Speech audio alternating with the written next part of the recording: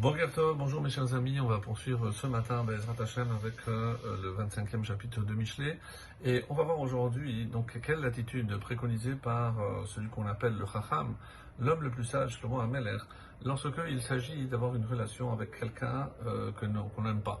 Alors vous vous posez la question, mais comment se peut-il qu'il y ait quelqu'un qu'on n'aime pas?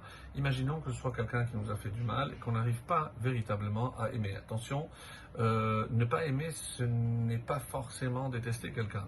Donc je n'ai pas évidemment d'empathie pour lui, je me désintéresse, même si évidemment ce n'est pas ce qui est préconisé par la Torah. La preuve, c'est que Ve'ahavta l'eraecha kamocha, donc s'adresse à tout homme, à tout juif en tout cas, re'acha bamitzvot, en tout cas déjà celui qui partage le même sort des mitzvot, celui qui est concerné par les mêmes mitzvot que toi en premier lieu.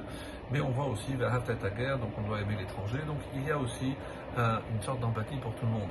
Ceci dit, comment évidemment gérer justement lorsque quelqu'un nous a fait du mal? Alors la Torah nous a déjà dit à ce propos de ne pas garder de rancune, de ne pas chercher à se venger, l'otikom et l'otitor. Donc c'est un travail constant de libérer notre cœur de cette haine, pour ne pas la nommer, et rappelons-le, c'est une atrinam, cette haine de l'autre, a entraîné la destruction du temple. Donc c'est un travail extraordinaire que nous devons réaliser et ne pas avoir une raison d'aimer l'autre si ce n'est que c'est notre frère, Ve'atarecha, c'est notre proche et on n'a pas de conditions pour cet amour. Alors voilà ce qui donc est arrivé au verset 20. Ma'ade beged beyom kara chometz al nater veshar bashirim al ra. Donc là, ce sont évidemment des exemples, des machalim, des paraboles. Donc un manteau, d'après l'explication, Mahadé, qui est élimé. Un manteau élimé par un jour de froid, chomet al nater, du vinaigre sur du nitre. Le nitre était utilisé à l'époque pour nettoyer, et évidemment en mettant du vinaigre, donc on lui faisait perdre ses facultés, ses qualités de nettoyant, et c'est pour ça que l'exemple, c'est comme par un jour de froid, mettre un habit, un manteau élimé ne servira strictement à rien. Veshar bashirim al lèvera, et celui qui chante des chansons littéralement à lèvera, à un cœur ra en mauvais état. Alors, comment un cœur peut être en mauvais état? Quelqu'un qui est triste.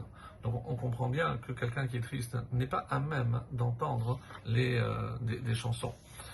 Im ra'ev soda acha, si ton ennemi a faim, ha'achilehu lechem, donne-lui à manger du pain. Donc, im ra'ev soda acha, ha'achilehu lechem, donc si ton ennemi a faim, il faut lui donner du pain. Alors c'est extrêmement curieux. Donc c'est un travail justement pour ne pas lui en vouloir. Et ici sona acha, donc par rapport à ce qu'on avait dit dans l'introduction, c'est pas quelqu'un que toi tu détestes, mais tu sais que lui il te porte pas dans son cœur. Donc sona acha, c'est celui qui te déteste à toi. Donc alors que moi je le sais, ce n'est pas une raison parce que je sais qu'il ne m'aime pas de lui rendre l'appareil. Au contraire, si il a faim, et qu'est-ce que ça veut dire s'il a faim?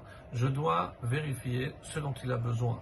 Évidemment, le besoin le plus basique étant le pain, la nourriture. C'est le premier des besoins. Ve'im tzame hashkehu mayim. Et s'il a soif, donne-lui de l'eau à boire. Donc ici, on voit par exemple que le roi Salomon va un petit peu détailler en disant quelle attitude on doit avoir avec quelqu'un qui nous déteste. En aucun cas lui chercher du mal, lui souhaiter du mal, chas v'shalom, et au contraire, si le besoin s'en fait sentir, eh ben, ça doit être moi qui dois faire le premier pas vers lui, et pour lui apporter du réconfort, du pain ou de l'eau, évidemment comme des besoins basiques. Et c'est comme ça qu'on explique Imraev Sona Acha, Hora'azu Yesoda be mitzvot Torah. Donc sur quoi il se base? C'est sur les mitzvot de la Torah, chez Chayav Adam, les Hashiv Aveda les Son'o. Et de quel principe ça fait partie? C'est que si quelqu'un a perdu quelque chose, j'ai un devoir de le lui restituer. Donc quelqu'un qui n'a pas de quoi manger, c'est comme si moi j'avais l'obligation de lui rendre. Et de quoi a-t-il besoin d'aide? Donc maintenant, cette aide que je lui apporte, c'est comme si je lui rendais ce qu'il a perdu. Donc c'est vraiment une idée extrêmement intéressante, c'est que l'aide que j'apporte à quelqu'un, c'est comme si il avait perdu quelque chose que je suis en mesure de lui restituer.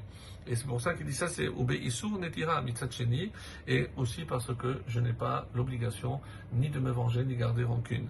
Et là, chez Chacham noten kan ta'am les mitzvot ele, et c'est pour ça qu'ici le Chacham, autrement dit le roi Salomon, donne cette explication comment un juif doit se comporter à l'égard d'un autre, et que Be'ezrat Hashem, si on est tous conscients de l'effort que nous devons faire à l'égard de notre prochain, eh ben, je suis convaincu que cette Ahavat Chinam fera que Hachem nous pardonnera et ramènera la Shechina avec le Beth Amikdash très bientôt. Excellente journée à tous.